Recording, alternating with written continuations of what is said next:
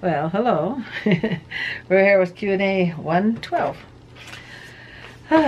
So let's go ahead and get started. This is from Bonnie Barber, and she's talking about when there's a video of when I talk about when I got made fun of at school and stuff. And she, made fun of the farm, that we had an outhouse, that we had pigs and all that stuff. Anyway, and so she says, how could they make fun of you? Didn't any of the other people around there live on farms? Just say some of them were $1 million houses. Yeah, some were. There were some $1 million houses, and she says, what about the outhouse? Were you guys able to clean out the outhouse pit every once in a while? I know y'all were used to not having an indoor bathroom, but it had to have been really hard with all those girls in one house. Years after you left school, did you ever run into any of those bullies? And did you ever say, look at me now? That's a lot of questions, so let's see. Yeah, there were other people that had farms, but my dad's farm was quite unique. Had cars all over it, and pigs, and outhouses, and it just was a different farm, and so people just like to make fun of us. So he was on very expensive property, worth several $1 million. $4 million. $4 million, but he wanted to keep the little home that his family grew up in. Yeah, he didn't want it. And he had something for just the simple style. He actually worked. He wasn't poor because he worked at Geneva Steel, so he was making good wages there, and the farming was just in his blood. Yeah, he was. In the outhouses, you don't clean them. You don't clean them out. You put chemicals in and then cover the dirt over. Yeah, when it gets full, you cover it over and dig a new hole. Well, you put chemicals in. Yeah, you put chemicals in, and then you cover it over when it's all filled, and then it just goes back to dirt. But not to the top, I mean. Yeah, and you just cover it over and dig another hole. I think we did it twice. So it takes a while to fill it up, and I asked my dad, I said, well, you just bury it? And he goes, yeah, it just goes back to dirt. And I go, oh, interesting, okay. And so we didn't clean it out like Joe Papa says. They just put chemicals in it. My dad I'd see him go out there and put chemicals in. Well, that's how you do for, like, if you have a cabin up there. Yeah. What do you call that? It's a special place where you add chemicals to it, and then that eventually gets cleaned out, like the outhouses up in the mountains. Yeah.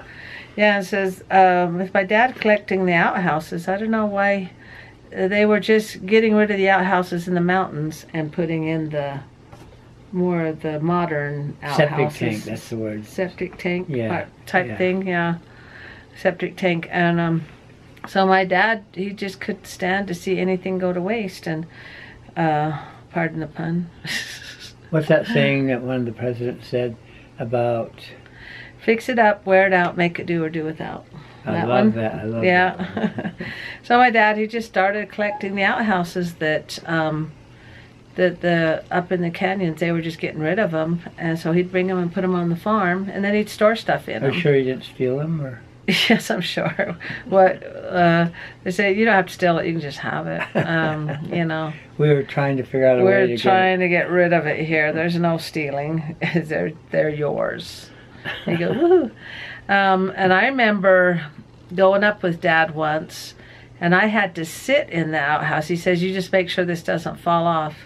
And I'm in there on the trailer making sure it doesn't fall off. If it falls off, I'm going with it. How am I keeping this in here? I never heard that story before. Yeah, I haven't heard that. I was pretty scared, but we made it down. And what if you had to go to the bathroom while you were going to? That's the last thing on my mind. Trying to use the potty when it's in motion. Okay. Yeah, it was hard with girls in the house, and no indoor bathroom or anything. I don't know how my mom did it. We just managed. No heating. Water heaters. Yeah, no water. Because there's no plumbing inside the house. Yeah, we got plumbing when I was about 12. we did get the heating water. But before then, we had to heat the water on the stove. And to take a bath, you just, when we finally did get the hot water, you just still had to fill it up in a bucket and tote it to the round tin tub and fill it up that way. And then to empty it, you got to empty it with the bucket. So it was a bit of a chore. That's essentially the way the pioneers did it. Yeah, and you just all use the same water. The girls get to be first, and we always had told Slade he had to be last. For some reason, I guess he was the dirtiest. He'd always get so dirty. Okay, and then those are good questions, because you wonder about that with an outhouse. And I don't know how my mom did it. And with kids, with babies, I remember, you know, we didn't have Pampers back then or Huggies. You had the cloth diaper. And I remember just sitting out and rinsing the diaper in a bucket, you know, rinsing it, lots and lots of diapers in this bucket, and then Dad would go empty that bucket in the toilet. So, but you know, you don't even think about it. You don't think about it because that's all you knew. And now I look back on that, I think, oh, I'd hate to have to go back to that, because I know what I have now. I still appreciate an indoor bathroom with indoor plumbing. You just, to take a bath, you turn the water on, and you then to empty it, you just unplug the drain and it empties. You don't have to do no buckets or anything. We don't take baths, we take showers. Yeah, we do showers, but the grandkids, they do baths. But it's just a really nice convenience, so appreciate that. Appreciate indoor bathrooms. And you don't have to run out with a flashlight with your boots on to go potty at night. On my bicycle trip for 1 month, I would have a bath inside the gas station bathroom. Sponge bath type thing. Yeah, and it would be water everywhere, and I'd hurry right off. Right off quick. Well, before. because This is his bike trip from Salt Lake City to Vancouver, to Quebec, Canada. Three Rivers. 2,555 miles. Whoa, she knows it. 2,555 is what he's talking about. Okay, and then years after you left school, did you ever run into any of those bullies, and did you ever say, look at me now, and go, yes, I did? Now, one of the bullies, I was in this half marathon race, and I saw one of them. In the race? In the race, and we were getting ready to start, and I go, oh, hi, how you doing? And I beat him by quite a bit, and I was, well, you know, so that was satisfying. But I remember one of my sister Judy and Jane, their class reunion, we were asked to sing, and so we were singing. I don't think you were there, but I went and sang with them, and I remember saying to him, say, well, nobody was interested in me now, and you know, you kind of missed. What do you mean nobody was interested? Interested in me when I was going to school. Okay, Nobody wanted you said to. Now. Okay. Yeah, nobody was interested in me then. Yeah. And you're a good listener. I don't even listen to what I say, and half the time. And I did say something like, "Well, too late now," or something like that, you know.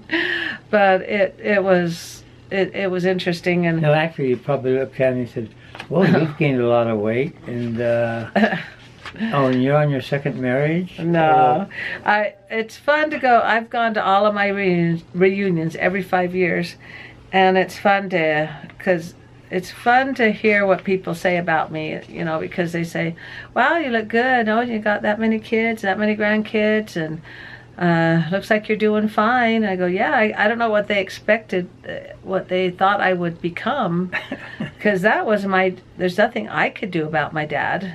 What was I to do? That wasn't me, and I wasn't ashamed of my dad. You know, I didn't think anything of it. But people tend to look at the surroundings, or how big your house is, or what your house looks like, or how much money your parents are making and stuff. That doesn't even matter. That's not you. You become what you become, not what your parents are or anything. And I was kind of worried. I remember when it was time for us to be getting married, us girls, and I remember saying, you know, because we had the little house, I thought, well, you know, when we bring a guy home, if he can't take the house, if he can't handle it, he's not worth marrying. And so when Joe came to my house, when Papa came to the house, I thought he didn't even. What'd you think when you saw the house? It didn't stop you. Let's say, having been in about 28 different countries at different levels of you've been around the world. How people lived. I was just glad to have found your house. You go, I don't care what it looks like. Let's go on a date. Yeah, that ain't gonna stop me. That's pretty close to it. In high school, you think, oh, I can't. Oh, that might damage my reputation or whatever. But after high school, it's a whole new world. There's a whole another world after high school. Well, my unspoken comment was, that's a cute little house. Yeah. And you felt kind of a familiar. You say the word. Deja vu. Deja vu. That's different than familiarity. That means you have a feeling like you've been there or done that before. Yeah, it didn't stop me. We just came to the conclusion, if the guy is embarrassed about our house, then not worth marrying. I'm not even sure how that would come into the conversation. Yeah, say, I don't know, we can't go on a date because look at your house. I mean, like, as if they care. In high school, they care. But I always tell kids in high school, I say, high school is kind of a fake world. There's a real world after high school. That's the real world. Had to change battery. Okay. Let's see. Aunt Jules, joke. Can you give us lessons on your YouTube channel on how to use Movavi? Thanks, Julie. Yeah, I could do a little short lesson on it. I don't know how good of a teacher will be, but... Well, let's ask first, have you purchased it? Oh, tell them how much it costs. Yeah, you have to buy it. I've had it for 2 or 3 years. It was around $20, $30. Oh, okay. And there's a lot... It's like any new skill. You have to get in and try to survive in it and get questions. You basically load up. You have, first of all, have to know how to get the video off your camera onto your computer. That's the first step. And if you don't know how to do that, ask some teenager and he'll help you with that. Or some kid that's under 10 years old. Show me how to do that. And we can show you how to do that. Papa he's one that teaches me how to do Movavi, but basically I just sit there and trial and error, and you just eventually learn how to do things. It's kind of like learning to swim. You can talk about it and explain about it, but you have to get in the water to learn how to swim. Yeah. And with Movavi, you have to get into it. Try this first of all. Go to Google and say Movavi YouTube introduction.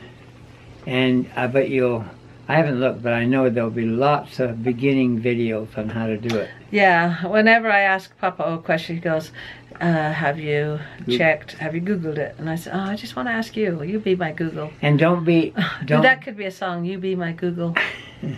And if you see a kid that's 11 years old explaining it to you, don't turn it off and say, well, I need somebody older. Yeah, like Papa was showing me something. I said, it sounds like a kid is explaining it. He goes, yeah, there's a lot of kids out there that do these instructional videos. Because we're in the age of videos and editing videos and uploading to YouTube. That's the age we're in. And these kids are kids telling us how to do it. Kids do it directly without editing. They'll just upload it to YouTube.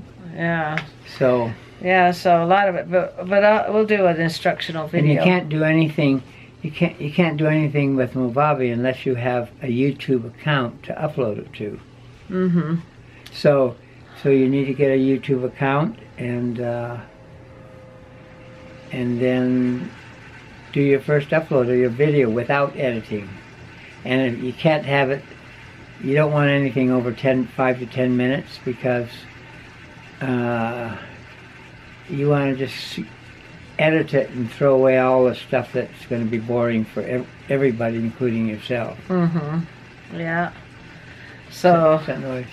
Wait. The water softener was making too much noise. Okay. We shut the door. Now we can't hear it. It was getting louder than we were. Okay, so that's some pretty good instructions on Movavi because it's not easy, but it is doable. I mean... Boy, if I can do it, anybody can. Because I'm not computer savvy at all, but Papa always showing me. They're called Movavi is called a video editor, and there's lots of them out there. You can find free ones. Your cameras actually have apps that you can edit videos with. So I'm just saying it's trial and error. Trial and error. But you need to, if you want to use it, you talk to your friends and find out which ones edit their own videos. Edit means cut out the parts that are boring or where you forgot to turn it off. You have to edit all that out. Find out among your own friends and people you know close to you. Yeah, and there's some vloggers that don't edit. They just like it's going live, and they go, here it is. Yeah. But I edit stuff out. It takes me a good 3 hours. Oh, that's to do that. Well, my first one took 8 hours. They might be quicker than me. I don't know. But I edit a lot out because I take a lot of footage. Sometimes I'll take 35, 45, an hour's worth.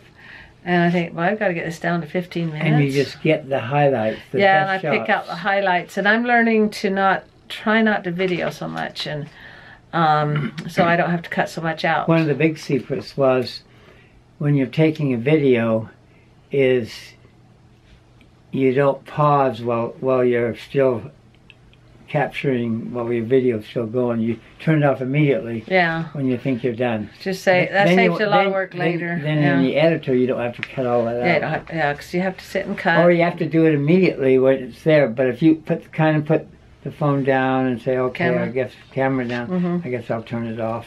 Yeah, and like at the race a couple of videos ago, I forgot to bring my battery to my camera, and I ran out of battery, and so I used my phone because I had my phone with me. Then Papa had to show me how to get the videos off the phone. Oops, sorry. That's all right. So, okay, anyway. Wait, do a stop for a second. Oh, okay. All right. Next question. Bonnie Barber, she said, wait. Oh, Cheryl Muonio. Yeah. Papa knows the correct pronunciations. And Momma, have you ever been present with anyone else while they gave birth? And she says enjoys hearing the birth stories. See, Papa, he wanted to scoot past those, but they like hearing those. And that's a good question. Yes, I've been there. Done that. No, I've been there, done that. No, I was there for my own. Papa was there for all of the births. About passed out on, with Rochelle, the doctor told you look a little pale. But my daughter Rochelle. She said you better go sit down. You better go sit down. You don't look good. She said we're gonna name the little girl Ellie Rose, and my name is Roseanne, you know. And so she said I'd like you to be there for the birth, and so. But I was watching the kids, and I'm about a half an hour's drive away from the hospital. And Rochelle says, well, I'll let you know. You watch the kids, and I'll let you know when it starts to get close. So it started getting close. She says, Mom, take the kids to the house. Doug's sister, Selma's going to come watch the kids when you get here. And I said, okay. So I hurried to drop the kids off at the house. Selma was there. And I'm driving as fast as I can, you know, don't break the laws or speed limit or anything. And I get to the hospital, and they said, what's the code? And I go, I don't know what the code is to get in. And so Rochelle gives me the code, and the doctor's holding the baby in, literally, till I can get there. And I'm running up the stairs, and as soon as I run in the room, and I say, okay, push her out. And so she gives her a push, and the baby comes sliding out because she was waiting for me to get there. So that was that birth. And little Ellie Rose was born. And then the other one, for Davy and April, I was there babysitting, and it was about 11 at night, and I went home. And as soon as I got home, April calls and she says, Roseanne, we're having the baby. You got to come back. We're going to have the baby here at the house, and we need you here so that you can be with the kids in the morning, and even though we're having it at the house. And so I go back. So I drive all the way back to their house, about another half-hour drive, and April's decides to get into the tub to relax a little, and then she can't get out of the tub. It's time to push, and she can't get out of the tub. And she goes, I didn't want to have this baby in the water.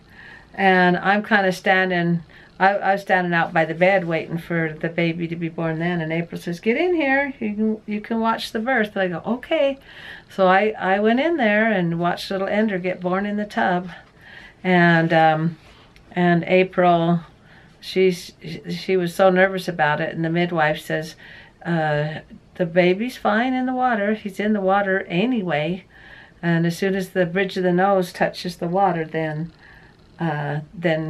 he will take a breath, and you can't put him back in the water. His nose touches the air. Yeah. You said when his nose touches the water. The bridge of the nose comes out of the water, yeah. Okay. Yeah, we're testing you to see if you're listening. And so that one, and then the other one, it was with Rochelle again, and she was about 4 weeks early, and she was going to try and have a baby natural. And her water had broke 3 days earlier, and so she went in to have an ultrasound to see if she had any fluid left, and the nurse says, you don't have any amniotic fluid in there. You get to the hospital now. So she calls me and says, Mom, I'm at the hospital. Get down here. Selma's with the kids. And I said, okay, and this is 4 weeks early. And so I get down to the hospital, and her and Doug are just sitting out in the foyer. I says, what's going on? And she says, we're just going home. They said to go home. I said, what? I thought you were going to have this baby. And she says, nope. So she gets up to go, and all of a sudden the birth, she just went into labor. And she says, we got to leave the hospital. They told me to go home, so I'm just going to go home and rest. And I said, well, at least go to your midwife and have her check you to make sure you're all right. And I talked her into that. And so I follow her and Doug to the midwife, and it's about a 20-minute ride. She says it was extremely painful because she was in labor, hard labor, and every little bump hurt. And so we get into the midwife's place, and they were preparing for another birth there, so they were all ready for a birth. And they checked Rochelle quick, and they said, you're at a 10. You're having this baby now. And I go, okay. And so I was there for that birth. They didn't really plan it that way, but so I was there for 2 of Rochelle's and 1 of April and Davy's. And it was really hard for Rochelle, that birth, because 4 weeks early, and there was no amniotic fluid. You're not bored, are you? Yes. He doesn't like birth stories. Okay. Not mine, if they're not too long. If they're not too long. Okay. And let's see. Oh, and Bonnie Barber, this is a quick question, then we'll close up. She said when I was doing the magnets, I said, oh, I left a blank magnet for any more children, any more grandbabies that were going to be born. And she says, I thought they were all finished, but Jimmy Joe hasn't said he's finished yet. So I bet they're going to have 1 more. Okay. And I got the gems at the dollar store. And a shout out to Ashlyn. Can you say that name? Etheridge. Did I say that right? Ashlyn Etheridge. I'd say it that way. Yeah. Okay. Okay, we'll close with a couple of quotes. Papa gets bored with the girl No, I'm stuff. getting a stiff neck. Okay. Go ahead and give that quote right there. As we enter through the doors of the temple, we leave behind us the distractions and confusion of the world. Inside this sacred sanctuary, we find beauty and order. There is rest for our souls and respite from the cares of our lives. That's true. Okay. Well, thanks for liking, commenting, and subscribing. And that was a fun Q&A. And good night, everybody. Good night. It's been so long since we've done the walk.